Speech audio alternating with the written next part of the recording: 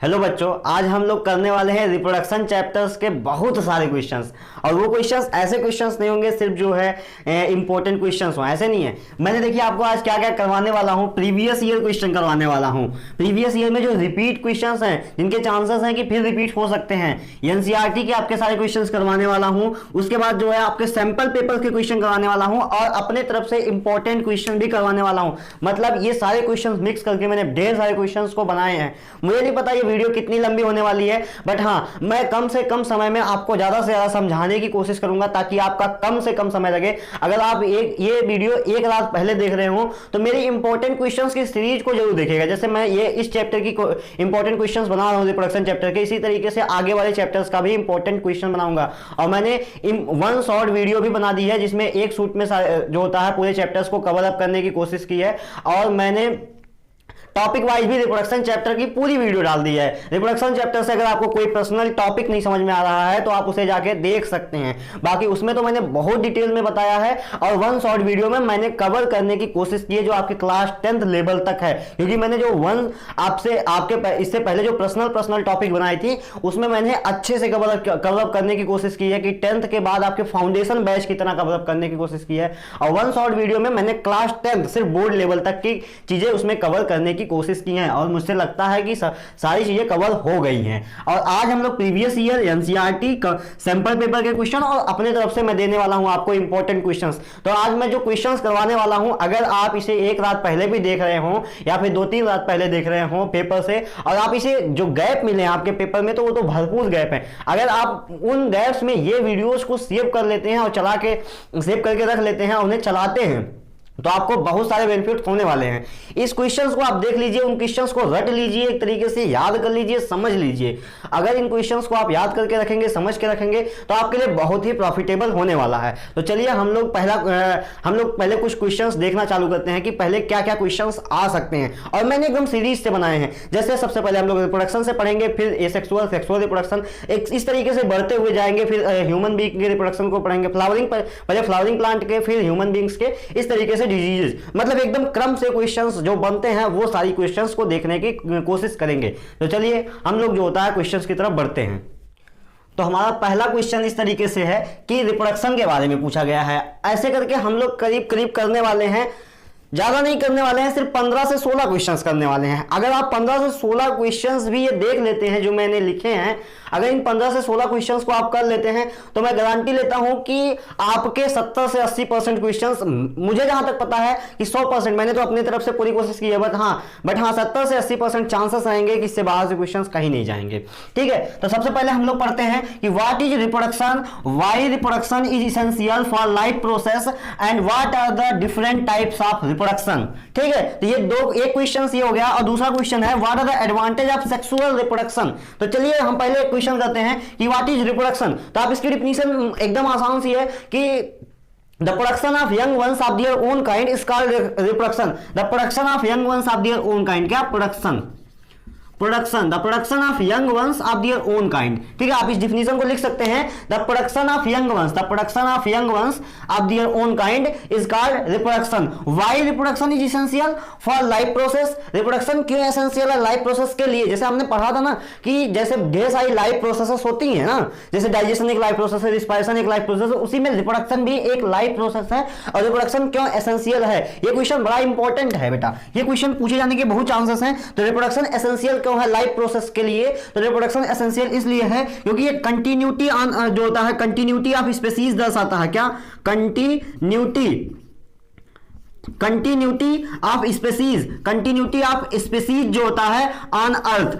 अब मैं ये समझा रहा हूं, देखिए मैंने पिछली वीडियो में बताया था, अगर एक बकरी है तो वो अपने बच्चे इसलिए देती है, उसे जो होता है रिप्रोडक्शन करने का कोई शौक नहीं है, बस इसलिए उसे होता है, ये प्राकृतिक का नियम है कि रिप्रोडक्शन आपको करना है। बकरी इसलिए बच्चे देती है कि ताकि उसके जो बच्चे हैं वो उसके मरने के बाद भी पृथ्वी पे रहे, यानी कि बकरियों का अस्तित्व पृथ्वी पे रहे, इसलिए बकरी रिप्रोडक्शन करती है। इसीलिए इसी तरीके से हर एक कोई रिप्रोडक्शन करता है continuity of species on earth, अपने अर्थ पे कंटिन्यूटी बनी रहे उस स्पीसीज की, इसलिए वो रिप्रोडक्शन करता है। तो रिप्रोडक्शन क्यों एसेंशियल है? इसीलिए एसेंशियल है ताकि वो कंटिन्यूटी उस स्पीसीज की अर्थ पे बनी रहे। और उसके बाद क्या क्वेश्चन है, what are the different types of reproduction. ये तो बहुत आसान सा क्वेश्चन है यार कि डिफरेंट टाइप्स ऑफ रिप्रोडक्शन, दो प्रकार के रिप्रोडक्शन होते हैं, ए सेक्सुअल रिप्रोडक्शन और सेक्सुअल रिप्रोडक्शन, दो प्रकार के रिप्रोडक्शन होते हैं, ये हम जानते हैं। तो ये बड़ा आसान सा क्वेश्चन था, जो कि ये पहला क्वेश्चन है जो 3 नंबर से 5 नंबर तक पूछे जाते हैं। मैंने आपको 3 नंबर से 5 नंबर वाले क्वेश्चंस इसमें करवाने की कोशिश की है। तो ये बताना चाहता हूं कि 1 नंबर वाले क्वेश्चन बड़े ही टिपिकल होते हैं, मतलब ऐसे क्वेश्चंस होते हैं जो कि लगने के चांसेस नहीं रहते हैं। मतलब पहले आप 3 नंबर और 5 नंबर वाले क्वेश्चंस पे ध्यान दीजिए।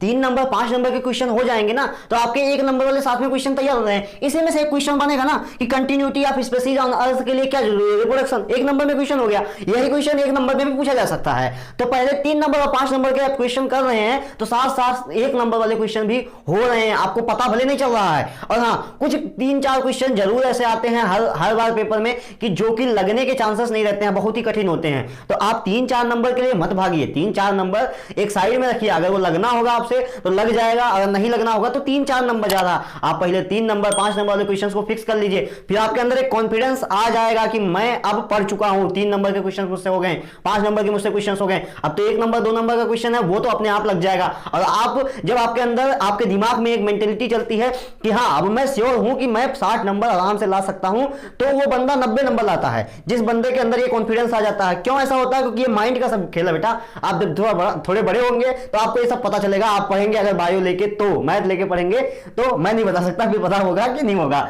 तो हम पूछते हैं, अगला क्वेश्चन है कि what are the advantage of sexual reproduction. Sexual reproduction के एडवांटेज क्या है? सेक्सुअल रिप्रोडक्शन हमें वेरिएशन देता है। Sexual reproduction give us variation, sexual reproduction give us variation, ये सेक्सुअल रिप्रोडक्शन का एडवांटेज है। Sexual reproduction give us variation, और इस वेरिएशन की वजह से होता है इवोल्यूशन। इस सेक्सुअल रिप्रोडक्शन की वजह से होता है वेरिएशन, और वेरिएशन होता है, वेरिएशन का बनता है इवोल्यूशन का। और इवोल्यूशन जब होता है तो वो एक नई स्पीसीज को जन्म देता है। इवोल्यूशन जो है ये न्यू स्पीसीज को जन्म देता है। न्यू जो होता है स्पीसीज को जन्म देता है, जो कि न्यू स्पीसीज का मतलब, अब मान लीजिए अभी मोबाइल जमाना धीरे धीरे बढ़ रहा है, टेक्निकल चीजों की का जमाना बढ़ रहा है, तो आदमी अब पुरानी जो बॉडीज थी, पुराने लोग थे, उनकी बॉडी रेडिएशन को नहीं सह पाती हैं। लेकिन जब नए बच्चे आएंगे वो रेडिएशन को आराम से सह लेंगे। उनकी बॉडी में ये जो है वेरिएशन की वजह से इवोल्यूशन हो जाएगा, और वो जो एक तरीके की नई स्पीसीज हो जाएंगी। स्पीसीज तो वही रहेंगी, मतलब ह्यूमंस ही रहेंगे, लेकिन हाँ उनकी बॉडी ये सीख चुकी होगी। तो यही होता है चीजें इस तरीके से। तो सेक्सुअल रिप्रोडक्शन ये हम समझ गए हैं। अब उसके बाद हम लोग चलते हैं अगले क्वेश्चन की तरफ। हमारा अगला क्वेश्चन है what is difference between binary fission and multiple fission. Binary fission और मल्टीपल फिजन में क्या अंतर होता है? तो देखिए, आपको पता है फिजन जो होता है क्या होता है, व्हाट इज फिजन। सबसे पहले फिजन जान लेते हैं। फिजन का मतलब ये होता है कि जहां पर ए सेक्सुअल प्रकार का रिप्रोडक्शन है, जैसे ए सेक्सुअल रिप्रोडक्शन पढ़े थे ढेर सारे प्रकार के ना, जैसे फिजन हो गया, रीजनरेशन हो गया, फ्रेगमेंटेशन हो गया, स्पोर फॉर्मेशन हो गया, वेजिटेटिव प्रोपोगेशन हो गया। उसी में एक जो होता है, एक प्रकार का रिप्रोडक्शन होता है जिसे कहा जाता है फिजन। उसी में एक प्रकार होता है जिसे फिजन कहा जाता है। फिजन क्या होता है? ये ऐसा प्रकार का एसेक्सुअल रिप्रोडक्शन होता है। It is that type of asexual reproduction in which parent body break into 2 और मोर पार्ट्स। 2 और मोर पार्ट्स, क्या 2 और मोर पार्ट्स, जहां पर पेरेंट बॉडी 2 या 2 से अधिक टुकड़ों में टूट जाती है और पेरेंट कंप्लीटली डिस्ट्रॉय हो जाता है। जैसे एक अमीबा है, वो अगर 2 भागों में टूटा, अब अमीबा कुछ नहीं बचेगा। मतलब इस तरीके से अमीबा रहता है, ये 2 भागों में इस तरीके से टूट जाता है और ये 2 अमीबा बन जाते हैं। तो पेरेंट बचता नहीं है, पेरेंट का अस्तित्व खत्म हो जाता है। इस प्रोसेस को कहा जाता है फिजन। फिजन में अगर 2 प्रकार का दो भागों में टूटता है, जैसे एक अमीबा है, ये 2 भागों में टूटा, इसे कहा जाता है बाइनरी फिजन। और अगर जो होता है एक प्लाज्मोडियम होता है, ये अमीबा है, और ये अगर एक प्लाज्मोडियम है, प्लाज्मोडियम में छोटे छोटे टुकड़े बन जाते हैं, अंदर ही छोटे छोटे मतलब ऑर्गेनिज्म बन जाते हैं। ये प्लाज्मोडियम के ढेर सारे बच्चे बन गए हैं। अब ये प्लाज्मोडियम फटेगा और ढेर सारे बच्चे एक साथ निकल जाएंगे, ढेर सारे बच्चे एक साथ निकल जाएंगे। ये प्लाज्मोडियम है, प्लाज्मोडियम में ऐसा देखने को मिलता है। तो ये प्लाज्मोडियम में मल्टीपल फिजन हो रहा है, ये कहलाता है बाइनरी फिजन बेटा, ये कहलाता है मल्टीपल फिजन। यही डिफरेंस है बाइनरी फिजन में और मल्टीपल फिजन में। जब तो 2 टुकड़ों में टूटता है, इसे बाइनरी फिजन कहा जाता है। जब मोर देन 2 पार्ट्स में टूटता है तो उसे मल्टीपल फिजन कहा जाता है। और यहां पर एग्जांपल अमीबा हो जाएगा, यहां पर एग्जांपल प्लाज्मोडियम हो जाएगा। इतनी बातें समझ में आ गई। चलिए जो होता है हम लोग अगला करते हैं कि define the reproduction occur in hydra. Reproduction कौन सा होता है हाइड्रा में, उसे डिफाइन करिए, वो क्या होता है। डिफाइन हाइड्रा में जो रिप्रोडक्शन होता है उसका नाम होता है बडिंग। हाइड्रा में जो रिप्रोडक्शन होता है उसे कहा जाता है बडिंग। बडिंग भी एक एसेक्सुअल प्रकार का रिप्रोडक्शन है जो कि हाइड्रा में होता है। अच्छा, बडिंग में क्या होता है यार? बडिंग में तो एक बर्ड फॉर्म होता है ना, यही हम लोग पढ़े थे कि बडिंग होती है जो, उसमें एक बर्ड फॉर्म हो जाता है। ये हम लोग पढ़े थे ना कि एक इस तरीके से हाइड्रा होता है, हाइड्रा एक प्लांट होता है, इस तरीके से ग्रो होता है, इसका ये माउथ होता है जहां से फूड उड़ लेता है। तो हमें वो नहीं देखना था, हमें इतना देखना था ये हाइड्रा है। अब अगर मान लीजिए मैच्योर हो चुका है तब ये सोचेगा चलो जो होता है रिप्रोडक्शन कर लेते हैं। रिप्रोडक्शन करने के लिए एक बर्ड फॉर्म कर लेगा, छोटा सा ये बर्ड है। ये छोटा सा क्या है? बर्ड है बेटा, ये छोटा सा बर्ड है। अब ये बर्ड क्या करेगा? ग्रो हो जाएगा पेरेंट बॉडी पे और ये कुछ देर में डी अटैच हो जाएगा, मतलब कुछ दिनों में डी अटैच हो जाएगा और ये फिर जो है पानी में आ जाएगा। अब ये एक नया ऑर्गेनिज्म बन गया, एक बर्ड हो गया, ये पूरा का पूरा हाइड्रा कहलाएगा।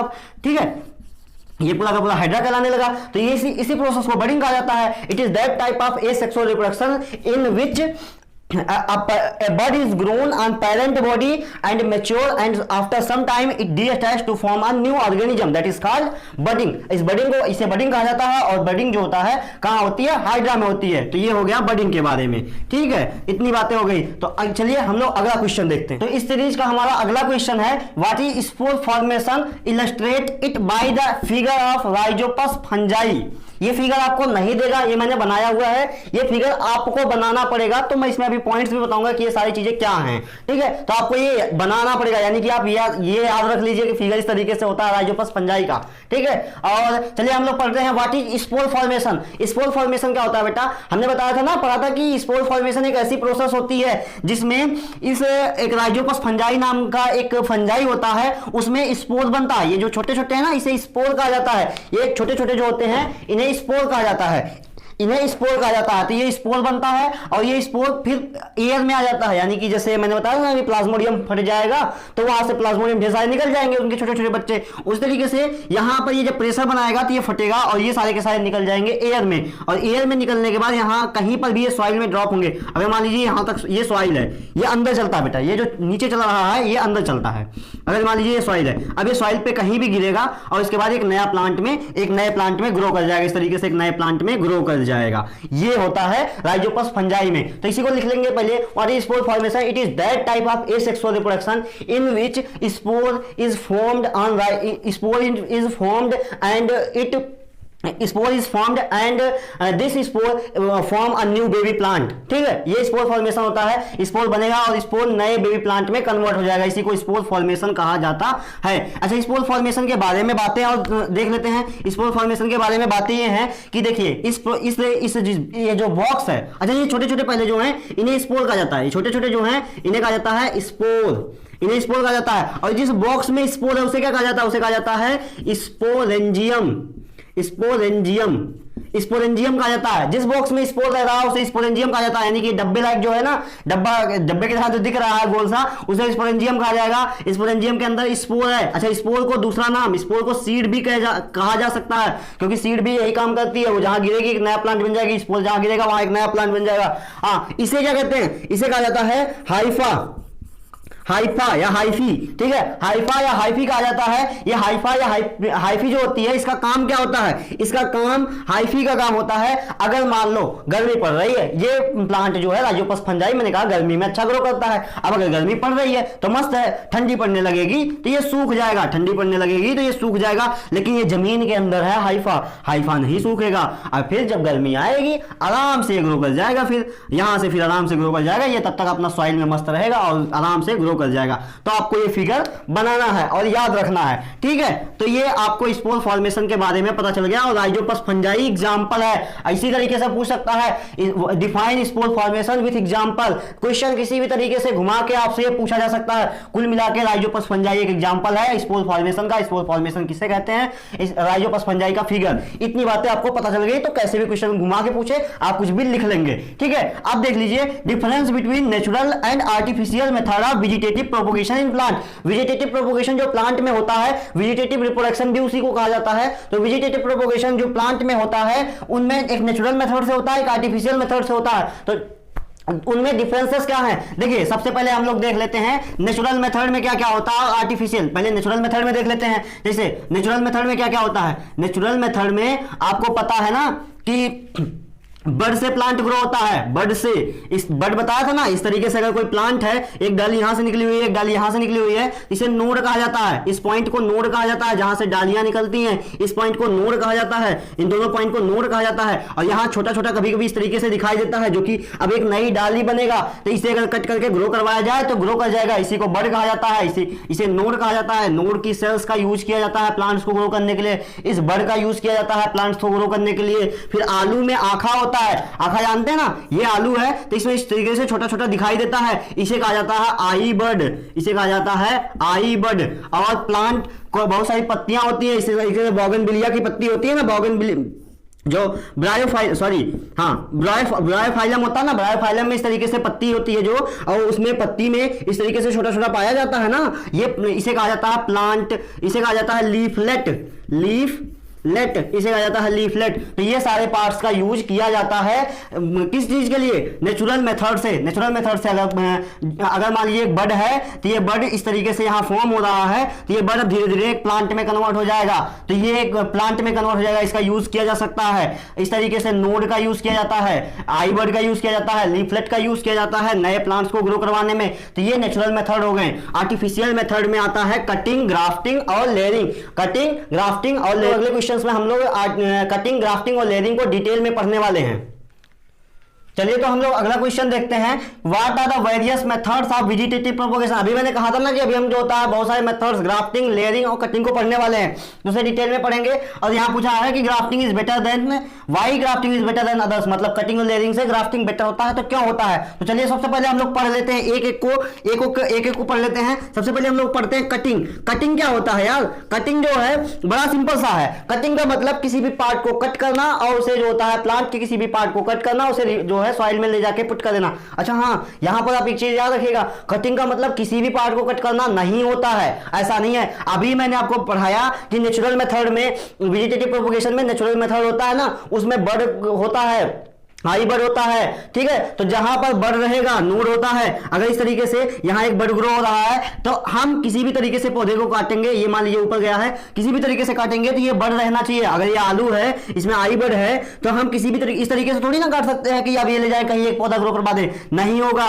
हमें किसी भी तरीके से काटना है बट उसमें आई बड आए, जैसे यहां से कट गया या आई बड आ गया। अब इसे हम यहां से रिमूव कर ले ऊपर नीचे से, तो यहां से हमें एक बड मिल गया छोटा सा, अब ये एक नया पौधा ग्रो कर सकता है, ठीक है। तो इस तरीके से आपको कट करना है कि वहां से आपको बड, आई बड या फिर वो जर्मिनेशन पॉइंट मिल जाए, ठीक है। इसी प्रोसेस को कहा जाता है cutting. Cutting is a process in which हम इसे लिखते नहीं है। Cutting is a process in which we cut a part of a plant and put on a soil, then it is grow to form a new baby plant, that is called cutting. इस process को cutting कहा जाता है। इसके example क्या क्या हो जाएंगे, एग्जांपल रोज हो जाएगा, रोज प्लांट हो जाएगा, शुगर केन हो जाएगा, ठीक है, शुगर केन हो जाएगा। उसके बाद और कहां होता है कटिंग, आलू में कटिंग होता है, इन सब में आपको कटिंग देखने को मिलेगा। अगला आता है लेयरिंग। लेयरिंग किसे कहा जाता है, लेयरिंग से हमें कुछ समझ में आ रहा है, नहीं समझ में आ रहा, अभी समझ में आ जाएगा, टेंशन ना लीजिए। लेयरिंग एक ऐसी प्रोसेस होती है जिसमें हम प्लांट्स, इस तरीके से अगर मान लीजिए कोई प्लांट है, ग्रो किया गया है, ग्रो है, अब इसका हम क्या करते हैं, जो स्टेम होती है, स्टेम को लाके सॉइल में दबा देते हैं, सॉइल में दबा देते हैं। ये स्टेम है, स्टेम का यूज किया जाता है, स्टेम में सॉइल को दबा दिया जाता है, अब ये नए प्लांट में ग्रो कर जाएगा, ठीक है। इस तरीके से अब इसे कट करके रिमूव कर लिया जाएगा, इसे कहीं पुट कर दिया जाएगा। ऐसा कहां देखने को मिलता है, ऐसा देखने को मिलता है लेमन में, स्ट्रॉबेरी में, गुआवा में, ठीक है। तो ऐसे जगह पे आपको लेयरिंग की प्रोसेस देखने को मिलती है। अगला प्रोसेस हम लोग पढ़ते हैं, अगला है ग्राफ्टिंग। ग्राफ्टिंग में क्या होता है बेटा, ग्राफ्टिंग में बताओ क्या होता है। ग्राफ्टिंग एक ऐसी प्रोसेस होती है जिसमें हम दो प्लांट्स का यूज करते हैं। कितने प्लांट्स का यूज करेंगे, दो प्लांट्स का यूज करते हैं। दो प्लांट्स में हम इस तरीके से एक प्लांट का रूट वाला पार्ट सिर्फ रखेंगे, बाकी कट करके फेंक देंगे। ये रूट वाला पार्ट रखेंगे, इसे कट करके फेंक देंगे, इसे कहा जाता है स्टॉक, इसे कहा जाता है स्टॉक। एक प्लांट का सिर्फ रूट रखेंगे, बाकी कट करके फेंक देंगे, इसे कहा जाएगा स्टॉक। इस तरीके से शेप बना लेते हैं। दूसरा वाला जो प्लांट हम लाएंगे वो ये देखिए दूसरा वाला प्लांट लाएंगे, उसका सिर्फ और सिर्फ सूट रखेंगे और सब कुछ कट करके फेंक देंगे, फिर दोनों को एक दूसरे में जोड़ दिया जाता है इस तरीके से दोनों को एक दूसरे में जोड़ दिया जाता है।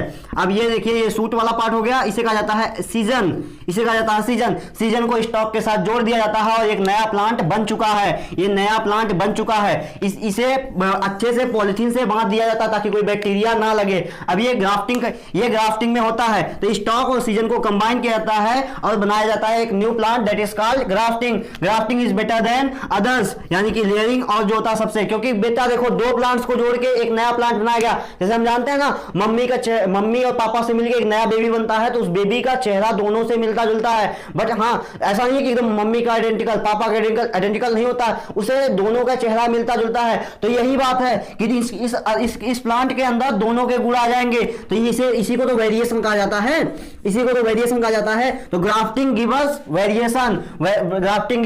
वेरिएशन, तो ग्राफ्टिंग हमें वेरिएशन देती है, ये आपको पता चल गया।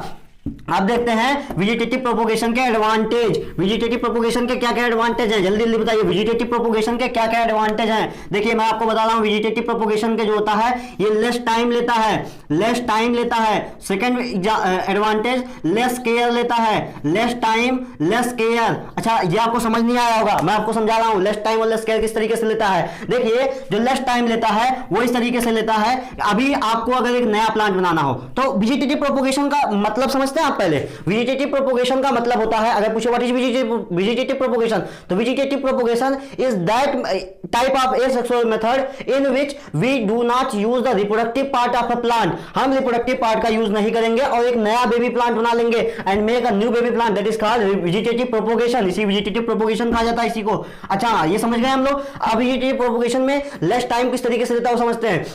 देखिए अगर एक प्लांट है तो उसके अगर फ्लावर से हम जो है सीड से नया प्लांट बनाएं तो कितना टाइम लेता है? सबसे पहले उसमें फ्लावर लगेगा, वो फ्लावर जाएगा, अब ये फ्लावर फ्रूट में धीरे धीरे कन्वर्ट होगा, फ्रूट अच्छे से पकेगा, फ्रूट गिरेगा, फिर उसका सीड लेंगे, सीड को कहीं लगाएंगे।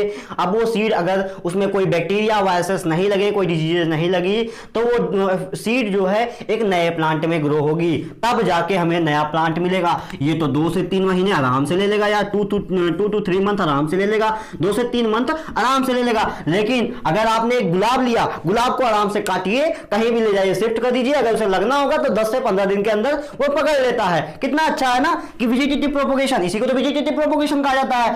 10 to 15 डेज, अगर 10 से 15 दिन लगा तो केयर भी कम तो होने वाली है, और उसे ज्यादा देखभाल कहां करनी पड़ी, 10 से 15 दिन तो देखभाल करनी पड़ी, वो भी कम केयर करनी पड़ती है, बहुत ज्यादा नहीं। लगा दिया आपने, पानी दे रहे हैं, बस खत्म। तो ये होता है लेस टाइम लेस केयर। फिर आउट ऑफ सीजन सबसे बड़ा एडवांटेज है। अगर आपको एक आम पसंद आया और आप सोच रहे हैं इस आम को मैं अपने घर ले जाऊं लगा लूं, तो आप एक काम करिए, अब आप उस आम का वेट करिए कि आम के पौधे में कब आम का पेड़, वो आम के फल लगेंगे, फिर मैं बीज से जो होता है एक नया प्लांट बनाऊंगा। नहीं, ऐसा नहीं है यार। अब तो हम वेजिटेटिव प्रोपोगेशन ग्राफ्टिंग करवा लेंगे, आराम से ग्राफ्टिंग करवाएंगे और उसे ले जाएंगे अपने घर पे लगा लेंगे। ठीक है, अब ये ग्राफ्टिंग मेथड से कितना आसान हो गया, 10 से 15 दिन में आउट ऑफ सीजन कभी भी ग्राफ्टिंग कर लीजिए। उसके बाद और क्या है, ग्राफ्टिंग हो गया, लेस टाइम हो गया। अच्छा वेरिएशन भी देता है, वेरिएशन ग्राफ्टिंग में अभी पढ़ के आ रहे हैं आप, वेरिएशन देता है। पांचवा जो है वेरी लार्ज प्रोडक्शन। कैसे वेरी लार्ज प्रोडक्शन होता है? जैसे मान लीजिए अगर कोई पौधा है उस पर 10 आम लगे हैं, तो अब उसमें 10 आम लगे हैं तो फिक्स हो गया ना कि अब इसमें 10 पौधे बनने वाले हैं, नया पौधा सिर्फ 10 बनेगा। लेकिन वेजिटेटिव प्रोपोगेशन में ऐसा नहीं होता है। आप पहली बात तो आउट ऑफ सीजन करवा रहे हैं, दूसरी बात इसमें ढेर सारी ब्रांचेस होती हैं, ढेर सारी डालियां होती हैं, तो ढेर सारी डालियों का आराम से आप बड निकाल के ग्रो करवा सकते हैं। फिर ग्राफ्टिंग मेथड भी करवा सकते हैं। ग्राफ्टिंग मेथड से दो डालियों को काटिए, एक दूसरे में बांध दीजिए, आराम से एक नया पौधा तैयार हो गया, आपको मिल गया, और ले जाइए उसे लगाइए कहीं पर भी। तो ये सारे मेथड, ये सारे एडवांटेज हैं बेटा वेजिटेटिव प्रोपोगेशन के। बहुत इंपॉर्टेंट है ये क्वेश्चन बेटा, बहुत इंपॉर्टेंट है ये क्वेश्चन, आने के चांसेस बहुत ज्यादा रहेंगे। अगर वीडियो पसंद आ रही होगी तो यार लाइक तो कर दिया करो यार, कम से कम लाइक नहीं करते हो, लाइक कर दिया करो, थोड़ा शेयर कर दो अपने दोस्तों के साथ, ताकि जो है ज्यादा से ज्यादा लोग आए, जुड़ सके। हमें दूसरों की हेल्प जरूर करनी चाहिए, ठीक है। तो हमें अगला पढ़ते हैं हम लोग टिश्यू कल्चर के बारे में। टिश्यू कल्चर क्या होता है? बहुत आसान सा है। टिश्यू कल्चर में अभी हमने पढ़ा था ना, बर्ड होता है, अभी हमने नेचुरल मेथड में पढ़ा था कि बर्ड होता है, आई बर्ड होता है, फिर लीफलेट होता है। इस तरीके से हम लोग पढ़े थे, लीफलेट होता है। तो ये सारे चीजों का यूज किया जाता है नेचुरल मेथड में। अच्छा, इन्हीं के सेल्स को अगर निकाल लिया जाए तो उसका कुछ काम हो सकता है क्या? हाँ, जरूर हो सकता है। इनकी सेल्स को, बर्ड को ले लिया गया, बर्ड की सेल्स को निकाल लिया, आई बर्ड की सेल्स को, लीफलेट की सेल्स को निकाल लिया गया। अब इन सेल्स का यूज क्या करेंगे? इन सेल्स का यूज हम करते हैं ना, इसे करेंगे, एक 3 जो होता है सोल्यूशन लेंगे, 1 2 3 सोल्यूशन। पहले सोल्यूशन में डालेंगे, सोल्यूशन का मतलब क्या होता है बेटा? ये सोल्यूशन का मतलब होता है फूड, सोल्यूशन का मतलब होता है फूड। अच्छा, सोल्यूशन प्लस हार्मोन, 2 चीजें रहती हैं, सिर्फ सोल्यूशन नहीं, solution plus hormone. Solution plus hormone डालेंगे और उसके बाद यहां पर सेल्स डाल देंगे वो। अब ये जो हार्मोन रहेगा ये सेल को बड़ी तेजी के साथ जो है डिफरेंशिएट कराएगा। अगर हमने 10 सेल डाला है तो अब 10 सेल 100 सेल में कन्वर्ट हो जाएंगी या हजारों सेल्स में कन्वर्ट हो जाएंगी, ठीक है। दूसरे, उसके बाद जो होता है इन सेल को निकाला जाएगा, अब की बात दूसरे बीकर में डाला जाएगा और उसके बाद अब की बार हार्मोन को चेंज कर दिया जाएगा। सोल्यूशन तो रहेगा, सोल्यूशन का मतलब फूड तो वही रहेगा, लेकिन अब की बार इस बीकर में हम लोगों ने हार्मोन चेंज कर दिया है। अब की बात जो हार्मोन है ये क्या करेगा? ये क्या करता है? इसमें रूट ग्रो करवा देगा, इसमें रूट ग्रो करवा देगा, इसमें रूट ग्रो करवा देगा। इन सेल्स में रूट ग्रो हो जाएंगी। तो उसके बाद अब इसे जो है तीसरे बीकर में डालेंगे, फिर हार्मोन चेंज कर देंगे, फिर हार्मोन चेंज कर देंगे। अब की बार ये सोल्यूशन में इस तरीके से अब की बार जो रूट ग्रो हुई थी बेटा, इसमें रूट में अब की बार सूट भी ग्रो हो जाएगी, रूट के साथ साथ सूट भी ग्रो होने लगेगी, सूट भी होने लगेगी और ये अब एक नया प्लांटलेट कहलाएगा। ये बेबी प्लांट हो गया, इसे कहा जाएगा प्लांटलेट। प्लांटलेट का मतलब नया बेबी प्लांट, प्लांटलेट या बेबी प्लांट दोनों कह सकते हैं आप। तो ये प्लांटलेट कहलाएगा। अब एक नया बेबी प्लांट बन चुका है, अब इसे कहीं भी ले जाइए, मिट्टी में लगा दीजिए, बन गया। इसी को टिश्यू कल्चर कहा जाता है। अच्छा, टिश्यू कल्चर के एडवांटेज क्या क्या होते हैं? टिश्यू कल्चर एक बहुत ही छोटे रूम में करवाया जाएगा। प्लेट रखने के लिए कितनी जगह चाहिए यार? एक रूम तो काफी है ना, तो एक रूम में यानी कि लैब में करवाया जाता है। दूसरी बात कि यहां पर हम इस बर्ड से एक प्लांट बनाने वाले थे, बट एक ही बर्ड से अब मिलियंस ऑफ प्लांटलेट बन गए, तो 2 एडवांटेज होते हैं। तो चलिए अगला क्वेश्चन देखते हैं। तो हमारा अगला क्वेश्चन है इस सीरीज का कि what explain the female reproductive system of flower with diagram. Female reproductive system को एक्सप्लेन करना है डायग्राम के साथ, ठीक है। ये क्वेश्चन बड़ा इंपॉर्टेंट है, ये भी बहुत इंपॉर्टेंट है, पूछा जा सकता है। तो चलिए हम लोग इसे करते हैं और उसके बाद हम लोग अगला क्वेश्चन करेंगे।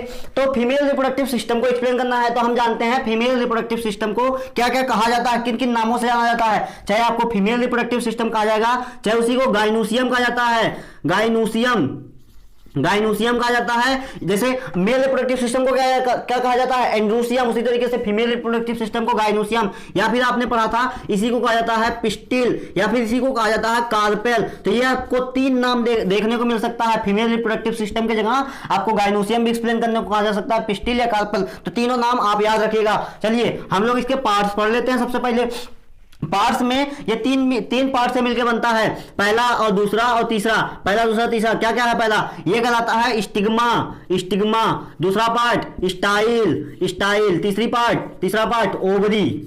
3 पार्ट, स्टिग्मा, स्टाइल, ओवरी, इसे कहा जाता है स्टिग्मा, इस पार्ट को कहा जाता है स्टाइल, ये नीचे वाले पार्ट को कहा जाता है ओवरी। ये 3 पार्ट, ठीक है, स्टिग्मा, स्टाइल और ओवरी। चलिए आगे पढ़ते हैं हम लोग। स्टिग्मा, स्टाइल, ओवरी के बारे में अब पढ़ लेते हैं। तो सबसे पहले स्टिग्मा के बारे में, ये जो ऊपर वाला पार्ट है इसे स्टिग्मा कहा जाता है, जो ये ऊपर वाला पार्ट है इसे स्टिग्मा कहा जाता है। स्टिग्मा के बारे में बताऊं, स्टिग्मा का काम होता है पॉलन ग्रेन को रिसीव करना। पॉलन ग्रेन को रिसीव करने से, कोई पॉलन ग्रेन आके गिरा तो इसे रिसीव कर लेगा। अब इस पॉलन ग्रेन को ये ले जाएगा अंदर, ये पॉलन ग्रेन को ले जाएगा किसके मदद से? पॉलन ट्यूब के मदद से। किसके मदद से? पॉलन ट्यूब के मदद से। तो ये स्टिकी पार्ट होता है बेटा। स्टिग्मा जो है, ये जो ऊपर वाला सरफेस है, स्टिग्मा स्टिकी पार्ट है। इसका काम क्या होता है? इसका काम होता है पॉलन को रिसीव करना। अगला पार्ट होता है स्टाइल मिडिल पार्ट होता है, इसका काम होता है रास्ता प्रोवाइड करना। तीसरा पार्ट है ओवरी जो होता है उसके अंदर होता है ओव्यूल। ये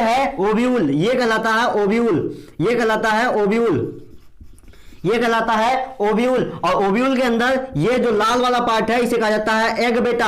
ये 3 पार्ट है, ओव्यूल और एग। ये जब पॉलन, मैं इसी में फर्टिलाइजेशन भी आपको बता रहा हूं। देखिए, जब अगर आपको फर्टिलाइजेशन पूछता है तो ये देखिए इतने पार्ट हो गए इसके बारे में। अगर मान लीजिए यही क्वेश्चन पूछता है तो एक्सप्लेन आप इस तरीके से कर देंगे। स्टिग्मा, स्टाइल, ओवरी के बारे में। ओवरी जो होता है, ओवरी कंटेन करता है ओव्यूल, और ओव्यूल के अंदर पाया जाता है एग।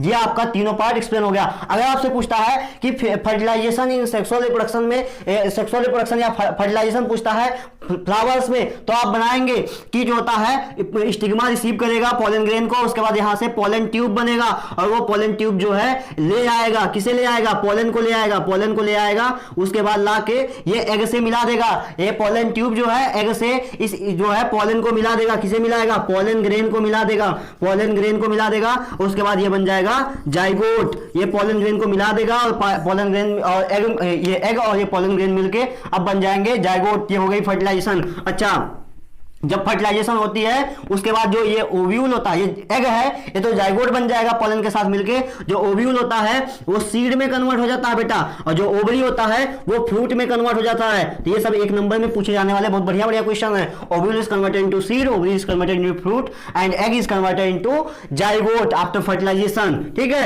उसके बाद इस फ्रूट का क्या काम होता है, प्रोटेक्शन प्रोवाइड करने का काम होता है, और जो सीड होती है उसका क्या काम होता है, सीड प्रोवाइड करता है, फूड प्रोवाइड करता है, फूड किसे फूड प्रोवाइड करता है, उस जाइगोट को, जो जाइगोट बना है उसे फूड प्रोवाइड करता है। ठीक है, तो ये हमने बातें जान ली। अच्छा, जो सीड होता है इस तरीके से, इस सीड में एक पार्ट पाया जाता है ऊपर, ये कहलाता है ऊपर वाला पार्ट, नीचे वाला पार्ट, ऊपर वाले पार्ट को कहा जाता है प्लूम्यूल, प्लूम्यूल, और नीचे वाले पार्ट को कहा जाता है रेडिकल, रेडिकल। तो प्लूम्यूल इज कन्वर्टेड इनटू जो होता है रेडिकल, जो होता है रेडिकल से रूट, तो रेडिकल कन्वर्ट होगी हमेशा रूट में और प्लूम्यूल कन्वर्ट होगा सूट में, सूट में। तो ये दोनों पार्ट आप याद रखिएगा, ये भी बड़ा ही इंपॉर्टेंट है। और यही सीड थी ना, ये जाइगोट है, ये जाइगोट का दो पार्ट प्लूम्यूल और रेडिकल, रेडिकल रूट में कन्वर्ट होगी, प्लूम्यूल सूट में कन्वर्ट होगा, और ये जो होता है ये अपना सीड है जिसे कॉटिलीडॉन कहा जाता है, ये फूड प्रोवाइड करेगा इसे। तो मैंने आपको ये अच्छे से समझा दिया है, इसमें से कुछ भी 1 नंबर, 3 नंबर, 5 नंबर तक बन सकता है।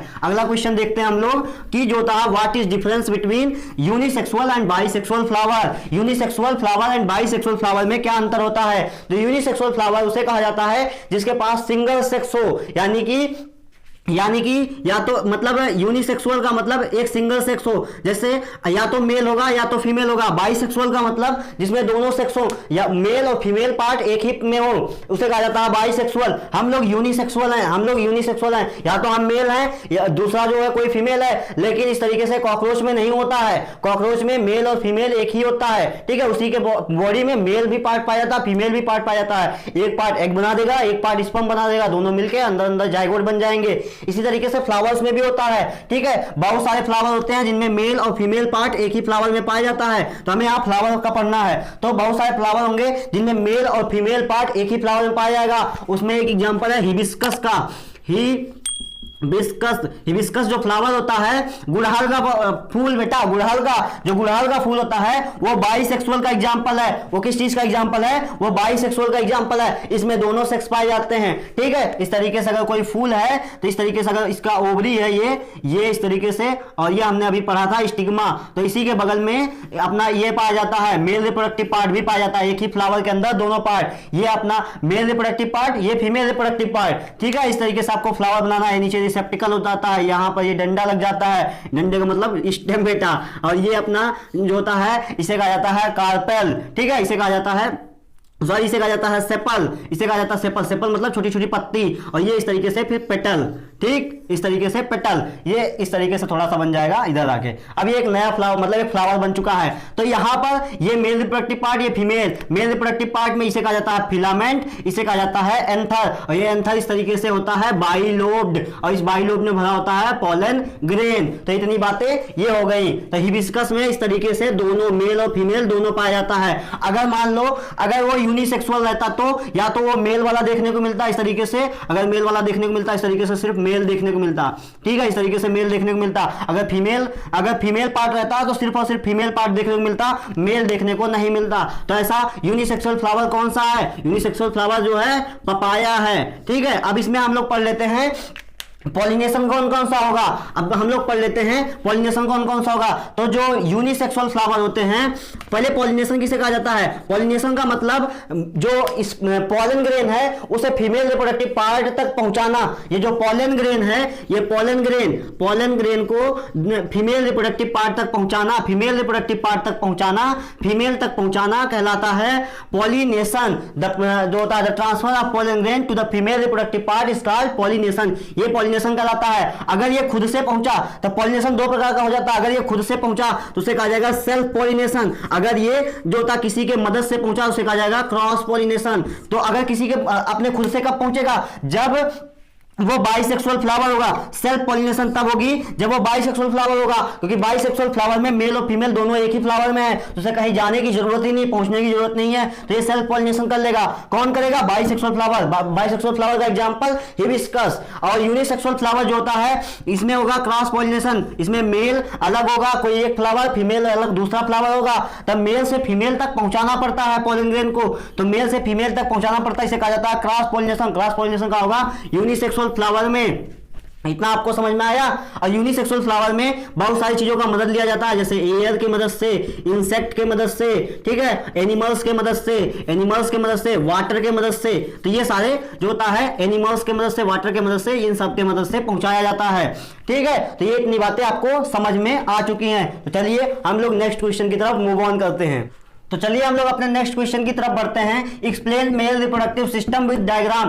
तो मेल रिप्रोडक्टिव सिस्टम को एक्सप्लेन करना है डायग्राम के साथ, ठीक है। और उसके बाद अगला क्वेश्चन है प्यूबर्टी एज बॉयज और गर्ल्स में। तो सबसे पहले हम लोग पहला क्वेश्चन देख लेते हैं कि मेल रिप्रोडक्टिव सिस्टम को एक्सप्लेन करना है डायग्राम के साथ। तो डायग्राम अपने बुक में से देख लीजिएगा, डायग्राम अच्छा डायग्राम बनाया गया आपके बुक में। चलिए मैं इसके पार्ट्स को एक्सप्लेन करता हूं। तो पार्ट्स को एक्सप्लेन करता हूं, उसके बाद हम लोग प्यूबर्टी एज ये क्वेश्चन पढ़े जो होता है इसके बाद करेंगे। तो चलिए पहले से मैं मिटा देता हूं और पहले हम लोग कर लेते हैं, ठीक है। तो पहले हम लोग पढ़ते हैं इसके बारे में, हम लोग इसे कर लेते हैं। क्या है कि डायग्राम मेल रिप्रोडक्टिव पार्ट। तो मेल रिप्रोडक्टिव पार्ट में primary organ of male reproductive system क्या होता है, प्राइमरी ऑर्गन और सेकेंडरी ऑर्गन। पहले आपको ये लिखना है primary organ and secondary organ. Primary organ जो होता है वो होता है टेस्टिस। टेस्टिस को प्राइमरी ऑर्गन कहा जाता है और पेनिस को कहा जाता है सेकेंडरी ऑर्गन। पेनिस को कहा जाता है सेकेंडरी ऑर्गन। अच्छा, प्राइमरी ऑर्गन इसलिए कहा जाता है क्योंकि यहाँ पर स्पर्म बनता है, स्पर्म यहाँ बनता है, स्पर्म इसके थ्रू मूव करता है, एक तरीके से पाइप होती है, इसलिए इसे सेकेंडरी रखा गया है। इसे प्राइमरी इसलिए रखा गया क्योंकि यहाँ पर प्रोडक्शन होता है। उसके बाद हम लोग पढ़ लेते हैं टेस्टिस के बारे में। टेस्टिस के बारे में हम लोग पढ़ लेते हैं पहले टेस्टिस के बारे में। तो टेस्टिस में स्पर्म बनता है, टेस्टिस में स्पर्म बनता है। टेस्टिस दो होता है, टेस्टिस जो होता है ओवल शेप का होता है।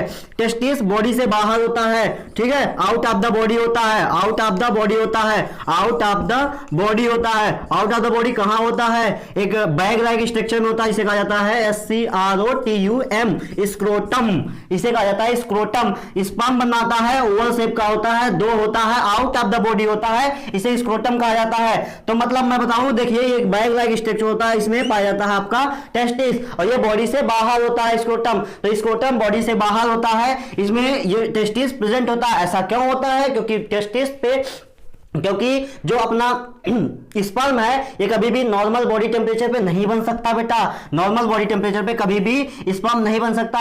इसे 3 डिग्री सेल्सियस टेम्परेचर कम चाहिए होता है। अगर स्पर्म हेल्दी स्पर्म बनाना है तो आपको 3 डिग्री सेल्सियस टेम्परेचर कम रखना पड़ेगा बॉडी टेम्परेचर से। अगर बॉडी टेम्परेचर 37 डिग्री सेल्सियस होता है तो आपको 34 डिग्री सेल्सियस रखना पड़ेगा, तब जाके हेल्दी स्पर्म बनेगा। तो इसीलिए स्क्रोटम के मदद से इसे बाहर कर दिया जाता है बॉडी से, जो है इस वजह से अब हेल्दी स्पर्म बनेगा। तो ये सारी बातें टेस्टिस के बारे में हो गई। अब हम लोग पढ़ते हैं सेकंड पार्ट पे। सेकंड पार्ट जो है वो कहलाता है वास डिफेंस। वास डिफेंस, वास डिफेंस क्या होता है, वास डिफेंस एक पाइप होती है। अगर मान लीजिए टेस्टिस है तो टेस्टिस में छोटे छोटे लोब्स पाए जाते हैं। अभी आप सबको ये जानना नहीं है, बट मैं आपको वास डिफेंस समझाने के लिए बता रहा हूं। अब ये छोटे छोटे लोब्स क्या करते हैं, छोटे छोटे लोब्स जो होते हैं, कितने लोब्स होते हैं, 250 लोब्स होते हैं। इसे 250 कंपार्टमेंट कहा जाता है। इन 250 कंपार्टमेंट में से ढेर सारी पाइप्स जो होती हैं निकलती हैं और वो जुड़ जाती हैं, इस तरीके से वो बाहर निकल जाती हैं। इस पाइप को कहा जाता है एपिडाइडमिस। इस पाइप को कहा जाता है एपिडाइडमिस। एपिडाइडमिस क्या काम होता है, एपिडाइडमिस का काम होता है स्पर्म को टेस्टिस से बाहर निकालना। उसके बाद यहां से एक पाइप आती है, एक लंबी सी पाइप, लॉन्ग पाइप, और इस पाइप को कहा जाता है वास डिफेंस। इसी पाइप को कहा जाता है वास डिफेंस। तो लॉन्गेस्ट पाइप होती है, लॉन्गेस्ट पाइप होती है किस चीज की, किस चीज की, लॉन्गेस्ट पाइप होती है मेल रिप्रोडक्टिव सिस्टम की। उसके बाद कभी भी जब हम लोग नसबंदी होती है तो इसी पाइप को कट करके बांध दिया जाता है, कट किया जाता है और यहां से टाई कर दिया जाएगा, यहां से टाई कर दिया जाएगा, बीच का कनेक्शन कट जाता है। तो नसबंदी के लिए इसी पाइप का यूज होता है, ठीक है। ये लॉन्गेस्ट पाइप होती है, इसका काम होता है सिर्फ ट्रैवल यानी कि एक रास्ता देता है, ठीक है, कंडक्शन करता है, जो भी आप लिख लीजिए ट्रेवल करता करवाता किसका, स्पर्म को ट्रेवल करवाता है,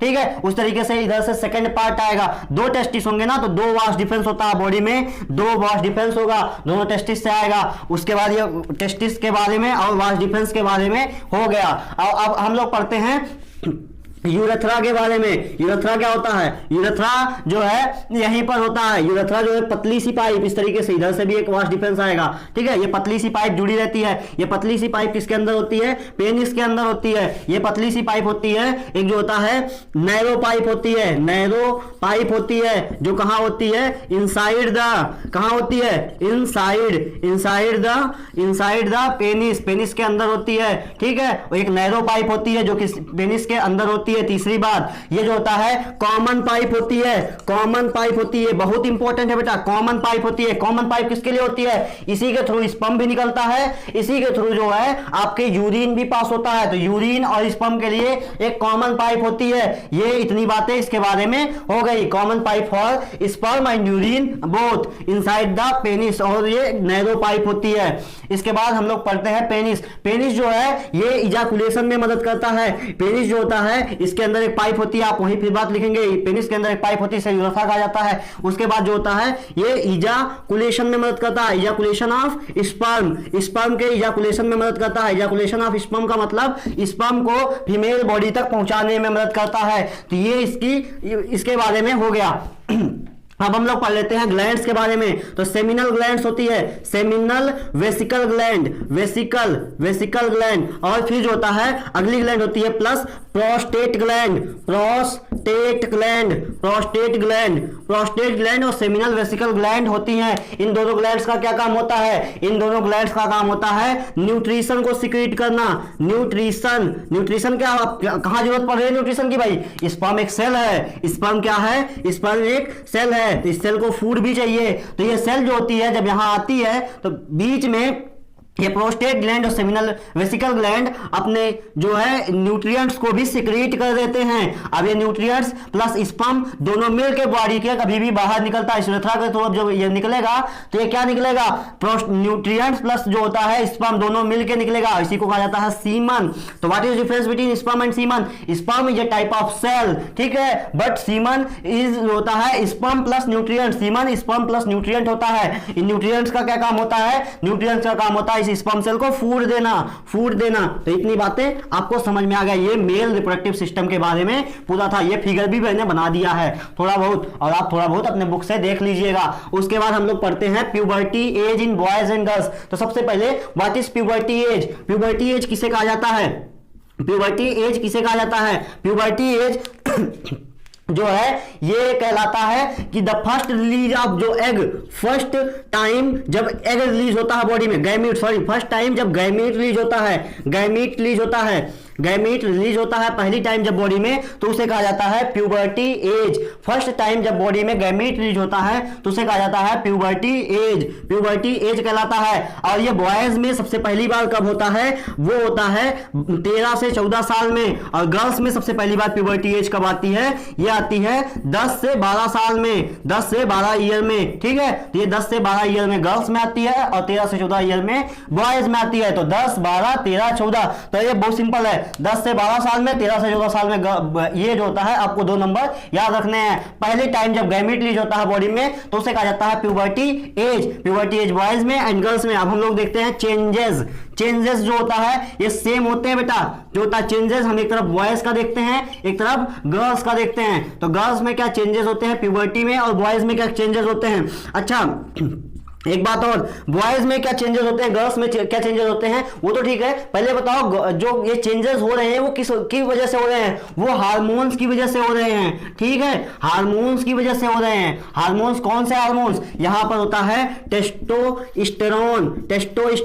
और यहां पर होता है oestrogen and progesterone, oestrogen plus progesterone, यहाँ पर एस्ट्रोजन प्लस प्रोजेस्टेरोन हार्मोन होता है, यहाँ पर टेस्टोस्टेरोन हार्मोन होता है। तो टेस्टोस्टेरोन हार्मोन बॉयज में होता है, जो कि बॉयज में सारे चेंजेस करवाएगा, स्पर्म बनने से लेके सारी चीजें, ठीक है। अच्छा, स्पर्म बनना प्राइमरी कैरेक्टर्स होता है, ये पूछेगा कि what are the primary character of puberty, तो प्राइमरी कैरेक्टर होता है गैमीट्स का बनना, स्पर्म का बनना या फिर ओवम का बनना, और सेकेंडरी कैरेक्टर अभी जो मैं लिख रहा हूं वो सारे सेकेंडरी कैरेक्टर्स होंगे, जैसे बॉडी में चेंजेस, फिर जो होता है वो इसमें चेंजेस। तो चलिए हम लोग सबसे पहले सेकेंडरी कैरेक्टर्स को अब लिखना चालू करते हैं। यहां से सेकेंडरी है बेटा, ये सेकेंडरी कैरेक्टर है, ठीक है। प्राइमरी कैरेक्टर क्या था, जो है अपने एग का रिलीज होना, गैमीट का रिलीज होना, जैसे बॉयज में स्पर्म का रिलीज होना, ठीक है। गर्ल्स में जो होता है ओवम का रिलीज होना, ओवम का रिलीज होना। अगर चेंजेस पूछता है तो आप इसे भी लिख सकते हैं, लेकिन अगर वो पूछता है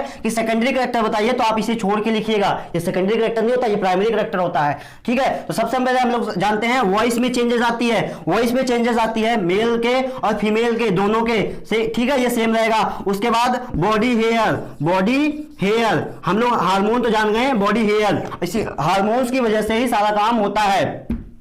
बॉडी हेयर में जैसे देखिए मैन में फेशियल हेयर ग्रोथ होता है, बॉडी के डिफरेंट पार्ट्स में हेयर ग्रोथ होता है, जैसे आर्मपिट की, फिर बॉडी पे भी, फिर जेनाइटल या प्यूबिक रीजन जिसे कहा जाता है। और गर्ल्स में फेशियल हेयर को छोड़ के आर्मपिट हेयर, बॉडी हेयर और प्यूबिक या जेनाइटल हेयर, इसमें भी ग्रोथ होता है। यहाँ पर जो होता है ब्रॉड होना, किस चीज का ब्रॉड होना, बॉडी पार्ट के ब्रॉड होना, जैसे बॉडी पार्ट में आपका आर्म हो गया, आपका जो होता है शोल्डर रीजन हो गया, आपका आर्म शोल्डर जिसे कहा जाता है, चेस्ट रीजन हो गया। फिर आपका जो है रिप्रोडक्टिव पार्ट्स का ब्रॉड होना, जैसे आपके फैलो ये वास्ट डिफेंस का ब्रॉड होना मेल में। इसी तरीके से फीमेल्स में भी होता है, फीमेल्स में भी ब्रॉड होता है, फीमेल्स में ब्रॉड होता है, हिप रीजन ब्रॉड होता है, चेस्ट रीजन ब्रॉड होता है, ठीक है, ब्रीस्ट जिसे कहा जाता है, फिर हिप रीजन ब्रॉड होता है, फिर इनमें जो होता है फैलोपियन ट्यूब, यूरेथ्रा ब्रॉड होता है, तो ये सारी चीजें होता है। फिर हाइट में ग्रोथ होना, फिर मेंटल डेवलपमेंट होना, ये सारी चीजें होंगी। हाइट में ग्रोथ होना और मेंटल डेवलपमेंट आपका सेम, और यहां भी रहेगा, ये बॉडी हेयर का ग्रोथ होना यहां भी रहेगा, वॉइस में चेंजेस होना यहां भी रहेगा। बस यहां पर बॉडी हेयर कहां ग्रोथ होगा वो सब मैंने बता दिया, आप उसे लिख लीजिएगा। तो ये इतनी बातें हो गई आपके प्यूबर्टी के बारे में। तो चलिए अब हम लोग नेक्स्ट क्वेश्चन की तरफ देखते हैं कि हमारा नेक्स्ट क्वेश्चन क्या है। तो हमारा नेक्स्ट क्वेश्चन है explain menstruation cycle. Menstruation cycle को एक्सप्लेन करने के लिए कहा गया है, ये दिख नहीं रहा है बट मैं आपको बता दूं, एक्सप्लेन मेंस्ट्रुएशन साइकिल, ये मैंने ऊपर लिख दिया है, थोड़ा सा दिख नहीं रहा है बट कोई बात नहीं, मैं आपको बता रहा हूं। यहां पर है एक्सप्लेन मेंस्ट्रुएशन साइकिल। उसके बाद दूसरा क्वेश्चन रहेगा हमारा कि 3 तरह के जो कंट्रासेप्टिव मेथड्स होते हैं उन्हें एक्सप्लेन करना है। तो चलिए हम लोग सबसे पहले मेंस्ट्रुएशन साइकिल के बारे में पढ़ते हैं। तो मेंस्ट्रुएशन साइकिल जो है ये क्या है, मेंस्ट्रुएशन साइकिल एक साइकिल है जो हर 28 दिन में रिपीट होती है। मेंस्ट्रुएशन साइकिल एक साइकिल है जो प्रत्येक 28 डेज में रिपीट होती है। कितने 28 डेज में रिपीट होती है। इसी साइकिल को मेंस्ट्रुएशन साइकिल कहा जाता है। मेंस्ट्रुएशन साइकिल में क्या होता है कि जैसे ये 28 दिन की साइकिल होती है तो यहां पर 1 से 3 दिन, अभी इसी को हम लिखेंगे 1 से 3 दिन या 1 से 5 दिन तक सबसे पहले मेंसेस होता है। इसी को मेंसेस को जो होता है पीरियड भी कहा जाता है, या फिर इसी को मेंस्ट्रुअल फ्लो या वेजाइनल ब्लीडिंग कहा जाता है, कोई भी नाम, menses, period, menstrual flow, vaginal bleeding, ठीक है, सब कहलाता है। इसमें क्या होता है कि 1 से 3 दिन या 1 से 5 दिन तक वेजाइनल ब्लीडिंग होती है, ठीक है बेटा। उसके बाद 14th डे आता है, ये 14th day is important. 14th day पे ओव्यूलेशन होता है। ओव्यूलेशन, व्हाट इज ओव्यूलेशन, ये क्वेश्चन आपको 1 नंबर में देखने को मिल सकता है। ओव्यूलेशन क्या होता है, ovulation the release of ovum या egg is in female body, in female reproductive system, या फिर ओवरी से हम कह सकते हैं द रिलीज ऑफ एग या ovum from female reproductive system is called ovulation. इस ओव्यूलेशन के दौरान 14th डे पे होता है। इस ओव्यूलेशन के दौरान एग रिलीज होता है। उसके बाद 28 डे की साइकिल होती है। यहां से यहां तक प्रोजेस्टेरोन बड़ा होता है। क्या, प्रोजेस्टेरोन, अभी हार्मोन पढ़ के आए हैं ना। यहां से यहां तक कौन सा हार्मोन बड़ा होता है, यहां से यहां तक एस्ट्रोजन, यहाँ एस्ट्रोजन हार्मोन बड़ा होता है, यहाँ पर प्रोजेस्टेरोन हार्मोन बड़ा होता है। यहाँ आके एस्ट्रोजन हार्मोन अचानक से गिर जाता है और यहाँ जो होता है 28 दिन तक रहता है, उसका प्रोजेस्टेरोन हार्मोन गिर जाता है। और 28 डे के बाद ये फिर से रिपीट कर जाती है साइकिल, और फिर जो होता है 1st डे पे आ जाती है। 28 दिन के बाद ये फिर साइकिल रिपीट करती है। इस साइकिल को ही मेंस्ट्रुएशन साइकिल कहा जाता है। अब हम लोग, ये आपको मैंने पूरी बातें बता दी हैं, अब हम मेंस्ट्रुएशन साइकिल के बारे में जानते हैं। मेंस्ट्रुएशन साइकिल एक साइकिल होती है जो प्रत्येक 28 दिन में फीमेल्स में रिपीट करती है, जिसमें मेंस्ट्रुअल फ्लो या ब्लीडिंग होता है। यह आपकी डिफिनीशन हो गई। अच्छा, इसके बारे में बातें कर लेते हैं, ठीक है।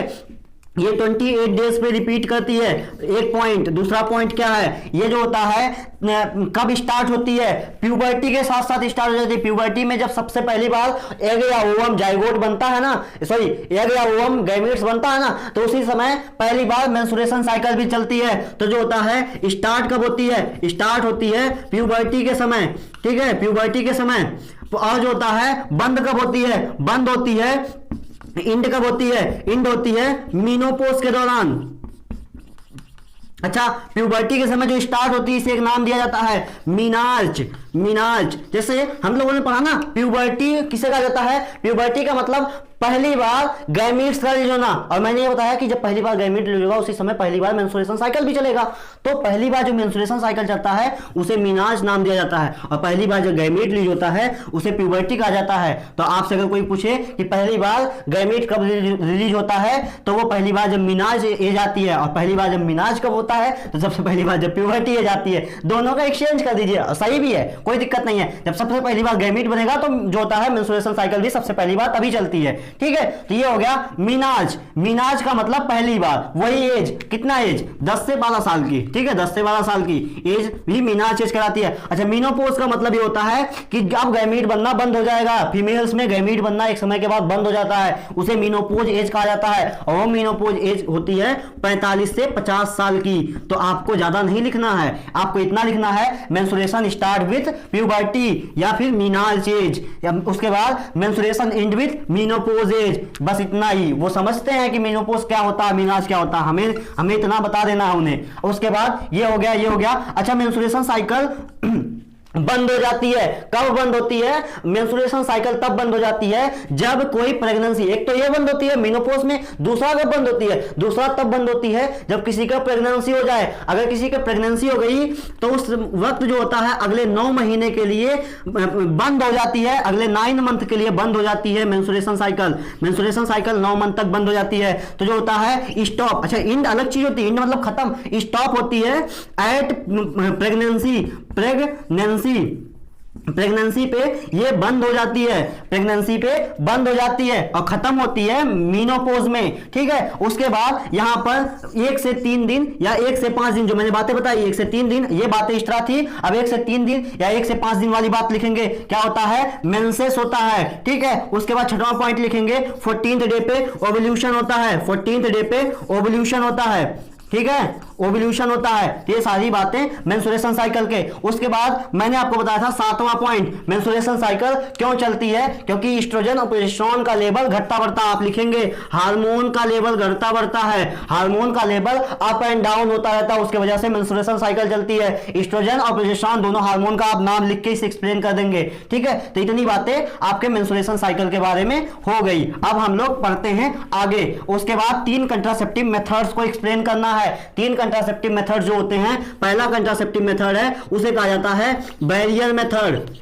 Barrier method. अच्छा, कंट्रासेप्टिव किसे कहा जाता है बेटा, कंट्रासेप्टिव का मतलब ये होता है जिस मेथड का यूज करके हम सेक्स तो करें बट बेबी ना पैदा हो, मतलब पॉपुलेशन कंट्रोल करने का मेथड। कंट्रासेप्टिव का मतलब बताओ, कंट्रासेप्टिव मींस हम सेक्स करें बट बेबी ना हो, यानी कि प्रेगनेंसी ना हो, ऐसी चीजों को कंट्रासेप्टिव कहा जाता है। अगर हम ऐसी कोई डिवाइस यूज कर रहे हैं जिसके वजह से हम सेक्स तो कर रहे हैं बट प्रेगनेंसी नहीं हो रही है, तो उस डिवाइस को कंट्रासेप्टिव डिवाइस कहा जाता है, और ऐसे मेथड्स को कंट्रासेप्टिव मेथड कहा जाता है। तो हमें पढ़ना है बैरियर, सेकंड पढ़ना हम लोगों को केमिकल, थर्ड पढ़ना हम लोगों को सर्जिकल। ये इंपॉर्टेंट है बेटा, सर्जिकल, ये एकदम ध्यान से देखिएगा, ये सारी चीजें बहुत इंपॉर्टेंट है। मेंस्ट्रुएशन साइकिल भी बहुत इंपॉर्टेंट थी, ये तो सबसे ज्यादा पूछे जाने वाले चांसेस में ये चीजों में से एक है, और इसका चांस भी बहुत ज्यादा है कि ये फिर से पूछा जाए, ठीक है। बैरियर मेथड, बैरियर मेथड में 2 एग्जांपल, एक होता है कॉन्डम और दूसरा होता है डायफ्रागम। डायफ्रागम और कॉन्डम का यूज किया जाता है बैरियर मेथड का। अच्छा, बैरियर मेथड का दूसरा नाम, बैरियर मेथड को फिजिकल मेथड भी कहा जाता है और बैरियर मेथड को मैकेनिकल मेथड भी कहा जाता है। 3 नामों से जाना जाता है, ठीक है। इसमें इसका एग्जांपल होता है कॉन्डोम और डायफ्रागम। जैसे मान लीजिए हमने कॉन्डोम का आपको बताते हैं, ये देखिए पेनिस के ऊपर इस तरीके से कॉन्डोम लगा दिया जाता है। अब जो है जब स्पर्म निकलेगा तो इसी कॉन्डोम में रह जाएगा एक तरीके से बैरियर बनके, ये फीमेल बॉडी में नहीं जा पाएगा। तो ये होता है इस तरीके से बैरियर मेथड का यूज। अच्छा, बैरियर मेथड का यूज करने से कोई भी एसटीडीज नहीं होती हैं, क्योंकि मैं एसटीडीज का मतलब सेक्स करते समय, अभी हम अगला टॉपिक एसटीडीज पढ़ने वाले हैं, अगला क्वेश्चन हमारा एसटीडीज ही रहेगा। कभी भी सेक्स करते टाइम जो डिजीजेस फैलती हैं उसे कहा जाता है सेक्सुअली ट्रांसमिटेड डिजीजेस। तो सेक्स करते टाइम स्पर्म और ओवम जब फीमेल बॉडी से मेल बॉडी या मेल बॉडी से फीमेल बॉडी में जो होता है वो टच होता है, तो उस समय वायरस या बैक्टीरिया फैल जाते हैं, उन्हीं को कहा जाता है सेक्सुअली ट्रांसमिटेड डिजीजेस। तो कॉन्डोम में कभी भी जो होता है स्पर्म ओवम के पास नहीं जा पाता या फीमेल बॉडी में नहीं जा पाता है और फीमेल बॉडी को नहीं टच कर पाता है। उस तरीके से ओवम कभी भी मेल बॉडी को नहीं टच कर पाता है, क्योंकि एक बैरियर लगा होता है condom diaphragm. Diaphragm is only used by females, और कॉन्डोम दो प्रकार के होते हैं, एक मेल एंड फीमेल। तो मेल कॉन्डोम मेल के द्वारा यूज किया जाता है, फीमेल कॉन्डोम फीमेल के द्वारा यूज किया जाता है। तो ये हो गया बैरियर मेथड के बारे में। अगला मेथड है केमिकल मेथड। केमिकल मेथड में सबसे पहले हमें पढ़ना है पिल्स। पिल्स जो होता है ये दवाएं होती हैं, दवाओं को खाया जाता है। हर 28 दिन का मेंस्ट्रुएशन साइकिल चलता है, तो 28 दिन के मेंस्ट्रुएशन साइकिल में 21 टेबलेट खाना पड़ता है, और उसका क्या नाम है, उस दवा का नाम है सहेली। सबसे जो होता है सबसे अच्छी दवा सहेली होती है, जो कि लखनऊ के रिसर्च एंड ड्रग्स इंस्टीट्यूट के द्वारा बनाई गई है। सहेली एक प्रोडक्ट है, एक दवा है जो 28 दिन में 21 टेबलेट खानी पड़ती है। ये दवा अगर आप खा रहे हैं तो फिर प्रेगनेंसी नहीं होने वाली है, ठीक है, प्रेगनेंसी नहीं होने वाली है। उसके बाद और क्या आता है, उसके बाद आता है आईयूडीज। आईयूडीज को कहीं कहीं आईयूसीडी भी देखने को मिलता है। आईयूसीडी, आईयूडी या फिर आईयूडीज या आईयूसीडी, ठीक है। आईयूडीज का मतलब होता है इंट्रा यूट्राइन डिवाइसेस, और आईयूसीडी का full form intra uterine contraceptive device. Intra uterine device या इंट्रा यूट्राइन कंट्रासेप्टिव डिवाइस, इसका एग्जांपल है copper T. Copper T, copper T बेटा जो होता है एक प्रोडक्ट का नाम है, एक दवा का नाम है, ठीक है, एक दवा का नाम है या एक प्रोडक्ट का नाम है। उस प्रोडक्ट का नाम है कॉपर टी। जैसे एक टैबलेट थी जिसका नाम सहेली था, उस तरीके से एक प्रोडक्ट है जिसका नाम कॉपर टी है। कॉपर टी आईयूडी का एग्जांपल है। अब आपको आईयूडी नहीं समझ में आ रहा, इसका फुल फॉर्म होता है इंट्रा यूट्राइन डिवाइस। तो आपको इस यूट्राइन वर्ड पे फोकस करना है। यूट्राइन का मतलब यूट्रस, ठीक है। तो ये एक ऐसा प्रोडक्ट होता है जिसे खुद मतलब जो है हम यूज नहीं कर सकते हैं। जैसे हम लोग कॉन्डोम को खुद यूज कर सकते हैं, बट यहां पर आईयूडीज को खुद नहीं यूज किया जा सकता। आईयूडीज को डॉक्टर के मदद से या फिर एक्सपर्ट नर्सेस के मदद से यूट्रस में फिट करवाना पड़ता है। फीमेल रिप्रोडक्टिव सिस्टम के यूट्रस में फिट करवाना पड़ता है, और उस यूट्रस में जब ये फिट हो जाता है उसके बाद वहां से ये क्या क्या काम करता है, ये क्या क्या काम करता है, ये इस जो होता है आपके म्यूकस को बढ़ा देगा। म्यूकस कहां पाया जाता है, सर्विक्स में पाया जाता है। म्यूकस सर्विक्स रीजन में पाया जाता है फीमेल के, वहां पर म्यूकस बढ़ा देगा। तो अब कोई भी स्पर्म जब आएगा तो म्यूकस से फंस के रह जाएगा। अगर मान लो जो होता है वो फिर भी चला गया तो जाइगोट ये ओवम नहीं बनने देता है, ओवम को डिले कर देता है। ओवम मतलब जो है जैसे आज 14वें दिन पर रिलीज होना था तो वो डिले हो जाएगा, ठीक है। तो ओवम रिलीज नहीं होता है जल्दी। दूसरा काम कर रहा है। अगर तीसरा काम ये जो होता है स्पर्मीसाइड की तरह काम करता है। स्पर्मी साइड की तरह काम करता है। स्पर्मीसाइड का मतलब स्पर्म को मारना, स्पर्म को मार देता है पकड़ के, स्पर्म सेल को पकड़ के मार देता है। जैसे जो होता है अपने WBC पर सेल पकड़ के खा जाते हैं, उसी तरीके से अगर ये तीनों काम में असफल रहता है तो चौथा काम करता है यूट्रस को अनसुटेबल बना देता है। यूट्रस को अनसुटेबल बना देता है। यूट्रस को अनसुटेबल बना देगा तो अब यूट्रस में कभी भी जाइगोट रुक नहीं पाएगा। अगर जाइगोट बन गया तो जाइगोट रुक नहीं पाएगा। तो इतना काम करेगा, पहले म्यूकस से पकड़वाएगा, म्यूकस नहीं पकड़ पाया तो ओवम को डिले करेगा। अगर ओवम भी डिले नहीं हुआ तो स्पर्मीसाइड की तरह स्पर्म को मार देगा। अगर उसमें भी कोई स्पर्म बच गया और जाइगोट बना रहा है तो यूट्रस को अनसुटेबल बना देगा। अब जाइगोट रुकेगा ही नहीं यूट्रस में, तो कुल मिला के वो फीटस बेबी में कन्वर्ट नहीं होने वाला है, ठीक है। तो इस तरीके से ये दो काम हो गया। तीसरा जो होता है हम लोग पढ़ते हैं सर्जिकल मेथड। सर्जिकल मेथड में आता है वैसेक्टोमी। वैसेक्टोमी, अच्छा जो हम लोग केमिकल मेथड पढ़े हैं इसमें एसटीडीज ट्रांसफर होंगी, क्योंकि जो होता है ऐसा कोई भी चीज नहीं है जिससे स्पर्म ओवम से ना मिल पाए। स्पर्म ओवम से मिल रहा है, ओवम स्पर्म से मिल रहा है, तो यहाँ डिजीज ट्रांसमिट होंगी। और केमिकल मेथड जो है वो यूज किया जाता है किसके द्वारा पूरा का पूरा केमिकल मेथड जो है वो यूज्ड बाय फीमेल। इसे फीमेल के द्वारा टेबलेट भी खानी है तो भी, यूट्रस में जो फिट करवाना है तो भी, ये केमिकल मेथड जो है पूरा का पूरा फीमेल के द्वारा यूज किया जाता है। अब हम लोग पढ़ते हैं सर्जिकल मेथड। इसमें आता है वैसेक्टॉमी और दूसरा आता है ट्यूबेक्टॉमी और वैसेक्टॉमी। वैसेक्टॉमी में हम लोग जो है वास्ट डिफेंस को कट करके बांध दिया जाता है। ट्यूबेक्टॉमी में क्या होता है, फैलोपियन ट्यूब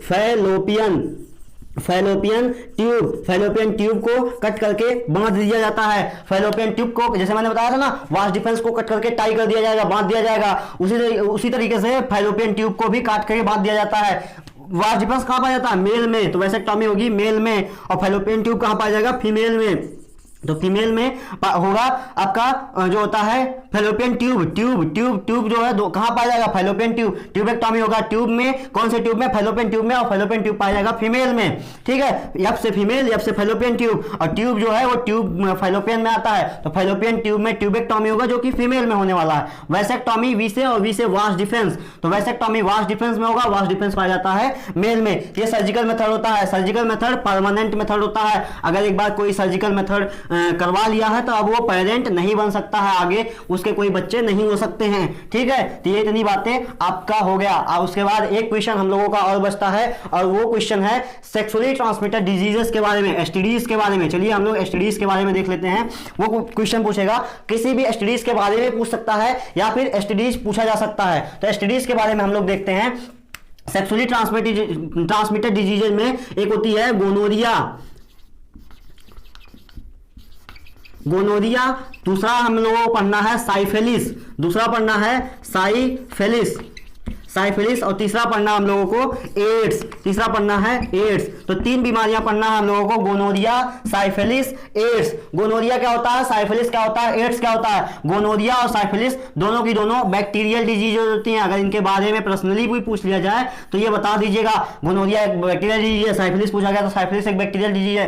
तो ये एक वायरस डिजीज है, ठीक है, वायरस या फिर वायरल भी कहा जाता है, इसी को वायरस को वायरल भी कहा जाता है। तो एक वायरल डिजीज है या वायरस से होने वाली डिजीज है, ठीक है, वायरस डिजीज है। उसके बाद और क्या है, गोनोरिया, साइफिलिस 1 से 3 साल के अंदर ठीक हो जाती हैं, 1 से 3 साल के अंदर ठीक हो जाती हैं। बट वायरस जो है नहीं ठीक होता है। वायरस जो होता है नो क्योर, इसका कोई भी इलाज नहीं है। 1 से 3 साल के अगर अंदर आपने गोनोरिया, साइफिलिस के बारे में डिटेक्ट कर लिया तो आप ठीक हो जाएंगे।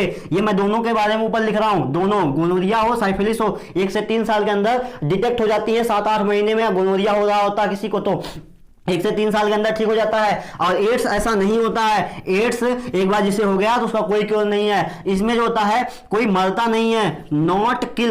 ये जो होता है नो किल, यहां पर कोई मरता नहीं है, नॉट किल। यहां पर किल यानी कि डेथ हो जाती है, ठीक है, यहां पर डेथ हो जाती है, यहां पर नॉट डेथ, यहां पर डेथ नहीं होती है, यहां पर डेथ हो जाती है, यहां पर डेथ एड्स में नहीं होती है। और यहां एड्स को इसलिए लाइफ लिमिटिंग डिजीज कहा जाता है, लाइफ लिमिटिंग डिजीज। लिमिटिंग मतलब ये होता है कि लाइफ की एक आपकी लिमिट हो चुकी है, मतलब आप कितने साल जीने। अच्छा मैंने यहाँ 1 से 3 साल बताया, ये 5 से 7 साल में अगर मुझे आज एड्स हो रहा है, किसी को भी आज एड्स हो रहा है तो वो 5 से 7 साल के बाद उसे पता चलने वाला है कि मुझे एड्स हुआ है, ठीक है। तो ये इतना लॉन्ग टाइम होता है, तब तक वायरसेस पूरे फैल चुके होते हैं, ठीक है। गोनोरिया और साइफिलिस के बारे में एक बात और तीनों के बारे में, गोनोरिया हो, साइफिलिस हो या एड्स हो, तीनों के तीनों जो होता है प्रेग्नेंट वुमेन जो होती है उससे उसके फीटस में ट्रांसमिट हो जाते हैं। तीनों के तीनों उसके फीटस में ट्रांसमिट हो जाते हैं। ये तीनों के बारे में एक बात। उसके बाद आपको और बताते हैं, ये जो होता है इसके सिम्टम्स क्या क्या होते हैं। तीनों के सिम्टम्स होते हैं, सबसे पहले जो होता है आपके रिप्रोडक्टिव पार्ट में इचिंग होने लगेगी। इचिंग होने के बाद आपके रिप्रोडक्टिव पार्ट में, अगर आप उसके बाद नहीं ध्यान दे रहे हैं तो रिप्रोडक्टिव पार्ट में स्वेलिंग होने लगेगी, ठीक है। इचिंग होगी, फिर स्वेलिंग होगी, फिर स्वेलिंग होने के बाद पेन होने लगेगा, पेन होने के बाद रिप्रोडक्टिव पार्ट में सड़न पैदा हो जाती है। तो ये इतनी बातें इनके बारे में थी। अच्छा एड्स के बारे में 1-2 बातें और। एड्स इंपॉर्टेंट है, एड्स ज्यादातर चांसेस रहते हैं कि पूछा जाए। एड्स का फुल फॉर्म होता है, एड्स का फुल फॉर्म होता है acquired immuno deficiency syndrome, S से सिंड्रोम। एड्स का फुल फॉर्म होता है एक्वायर्ड इम्यूनोडिफिशियंसी सिंड्रोम। सिंड्रोम का मतलब लक्षण बेटा। चलिए, एड्स जिस वायरस के थ्रू होता है, जिस वायरस के थ्रू होता है, उस वायरस का नाम होता है HIV, ह्यूमन, H से ह्यूमन, I से इम्यूनोडिफिशियंसी, इम्यूनोडिफिशियंसी, V से वायरस। HIV का full form human immunodeficiency virus. तो HIV के थ्रू होता है एड्स, और जो है इसके बारे में ये बातें आप याद रखिएगा, इसके नाम और इसके फुल फॉर्म दोनों, ठीक है। तो इतनी बातें आपको इनके बारे में जाननी थी, इतना क्वेश्चन मैंने करवाया है। ये सारे क्वेश्चंस बड़े ही इंपॉर्टेंट थे, अब कोई क्वेश्चन बच नहीं रहा है। अच्छा हाँ, एक बात और, आप फीमेल रिप्रोडक्टिव सिस्टम मैंने नहीं करवाया है, आप फीमेल रिप्रोडक्टिव सिस्टम जरूर देख लीजिएगा। Female reproductive system, female reproductive system, female reproductive system देख लीजिएगा। एक क्वेश्चन और आप लोगों के लिए छोड़ रहा हूं, एक क्वेश्चन आप ये देख लीजिएगा, दूसरा आप प्लेसेंटा देख लीजिएगा। प्लेसेंटा बहुत ही आसान सी टॉपिक है। प्लेसेंटा का मतलब ये होता है जो वही यूट्रस में, ये दोनों टॉपिक एक दूसरे से रिलेट करती हैं। जब आप जो होता है फीमेल रिप्रोडक्टिव सिस्टम पढ़ेंगे ना, तो यूट्रस में वो जो एकदम इनर लेयर होती है, इसे इंडोमेट्रियम कहा जाता है। वही इंडोमेट्रियम मतलब जो होता है, इसे उस बेबी को फूड देंगी, तो इसी को प्लेसेंटा कहा जाता है। आप मेरा फीमेल रिप्रोडक्टिव पार्ट का ये वीडियो देख सकते हैं, इसके इस दोनों क्वेश्चन आपको वहां समझ में अच्छे से आ जाएंगे। तो आप ये दो क्वेश्चन और देख लीजिएगा, बस इतने, इससे ज्यादा कोई क्वेश्चन इस चैप्टर में नहीं बन सकता है। तो पढ़ाई करते रहिए, आप अच्छे से एकदम मेहनत से पढ़ाई करिए। अगर आप यहां तक वीडियो देख रहे हैं तो फिर तो आपके लिए आप बहुत मेहनत कर रहे हैं। अगर हाँ एक रात पहले देख रहे हैं तो टेंशन ना लीजिए, इससे बाहर कोई क्वेश्चन नहीं जाने वाला है, मेरी गारंटी है। इससे बाहर